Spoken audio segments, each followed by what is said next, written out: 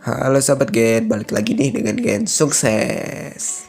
Gimana kabar kalian? Semoga tetap sehat selalu ya, amin. Pada kesempatan kali ini Gen Sukses bakal bagiin kalian tentang pembahasan lanjutan mengenai klasifikasi makhluk, yaitu khususnya tentang ciri-ciri makhluk hidup. So langsung simak pembahasan di videonya ya sahabat Gen. Tapi sebelum lanjut ke video, jangan lupa klik tombol like dan subscribe ya Gen. Ayo sama-sama bantu channel ini supaya lebih memberikan banyak manfaat lagi. Oke, ditunggu ya sahabat Gen. Thank you.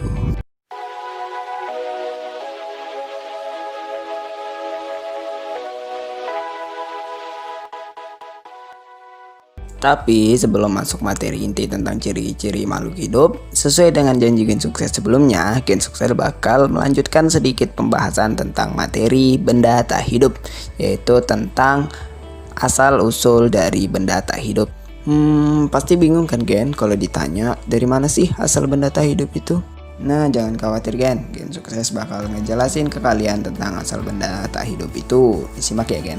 Pertama, benda tak hidup tidak pernah berasal dari bagian makhluk hidup. Contohnya batu. Batu dapat terbentuk dari endapan magma cair letusan gunung berapi dan dapat berasal dari endapan sedimen dari tekanan bahan tertentu. Kedua adalah benda tak hidup yang pernah menjadi bagian dari makhluk hidup. Contohnya adalah batu bara, kertas, dan selai. Kita tahu sendiri kan Gen, kalau kertas itu berasal dari bahan baku berupa kayu dari pohon. Oke, segitu dulu ya Gen untuk materi tambahannya. Kita lanjut ke materi inti ya. Kalau kurang mengerti penjelasannya silahkan disimak ulang ya videonya Gen, dan silahkan ditanyakan di kolom komentar untuk bagian yang tidak dipahami. Oke? Semua makhluk hidup memiliki ciri-ciri yang membedakan dirinya dengan makhluk tidak hidup atau benda mati.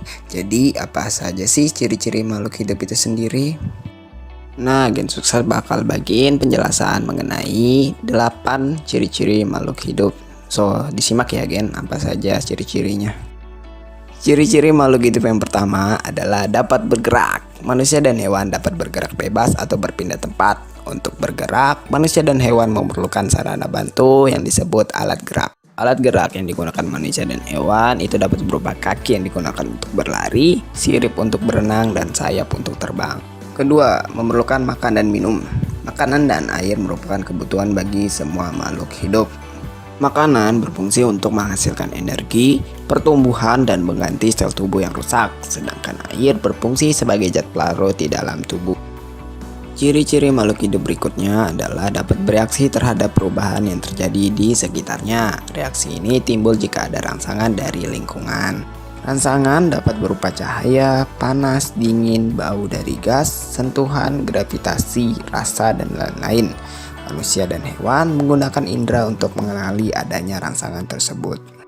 Keempat, bernapas atau respirasi, yang merupakan proses mengambil oksigen dari lingkungan dan mengeluarkan gas karbon dioksida dari tubuh.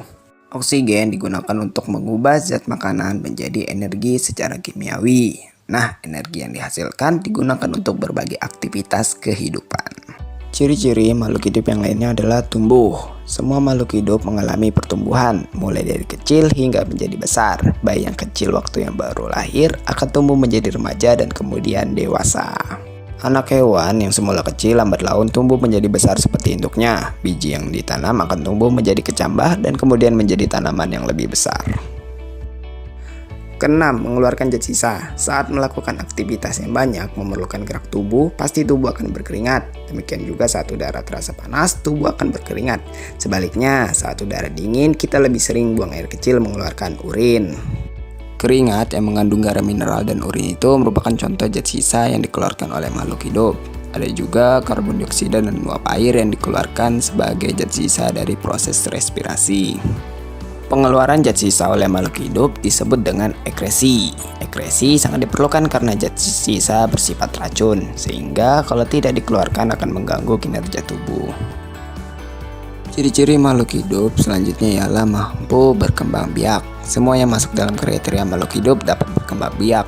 Tujuan dari berkembang biak itu sendiri adalah untuk melestarikan jenisnya. Contohnya seperti induk kucing yang melahirkan anak kucing, dari individu berkembang menjadi banyak individu. Itulah yang disebut berkembang biak atau reproduksi. Kedelapan, beradaptasi.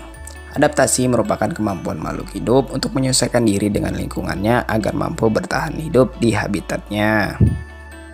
Contoh adaptasi pada hewan adalah adanya berbagai bentuk paruh dan kaki pada burung yang berkaitan dengan jenis makanan dan tempat ia tinggal. Sedangkan contoh adaptasi pada tumbuhan adalah terdapat berbagai macam bentuk daun pada tumbuhan yang disesuaikan dengan tempat hidupnya.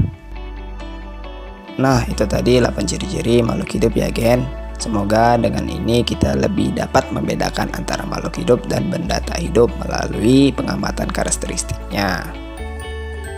Terima kasih sudah menonton. Sampai ketemu di next video again untuk penjelasan materi menarik lainnya. Oke, bye-bye.